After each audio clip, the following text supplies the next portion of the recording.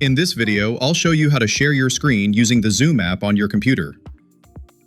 To share your screen while you're in a Zoom meeting, simply click the share icon located on the bottom toolbar of the Zoom window. Next, when the share window pops up, make sure you've selected the screen section. Below that, you'll see three options for sharing your screen. The first option is Entire Screen. This will share your whole computer screen. Actually, if you have multiple desktops set up, a list of those desktops will appear here, and you can choose to share one specific desktop. Everything displayed on the desktop you select will be shared with everyone in the meeting, regardless of which app it is. On the other hand, if you only want to share the screen of a specific application, all the apps you currently have open on your computer will show up right here. For example, you could share just your Safari browser window or the Telegram app. However, there's a quick note at this step. If the app thumbnails aren't showing and you see an exclamation mark icon like this, it means you haven't granted screen recording permissions to Zoom yet. On macOS, if you hit share without giving permission, Zoom will show a prompt. You just need to click Open System Settings to bring up the settings window. At this point, the screen and system audio recording section under Privacy and Security will appear. Just toggle the switch to give Zoom access and then enter your Mac password. Next, you'll need to click Quit and Reopen. Zoom will close out and restart. Because of this, it's highly recommended to adjust these settings before joining a meeting so you don't interrupt the flow.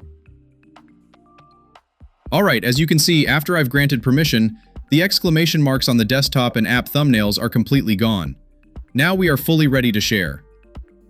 The final sharing option is sharing a specific browser tab. You just select your browser first, and then in the next step, you'll pick the exact tab you want to share. Okay, for now, I'm going to select System Settings to share this application window. Before hitting Share, pay attention to the Share Options section on the right. If you check the Share Sound setting, everyone in the meeting will be able to hear all the audio coming from your computer.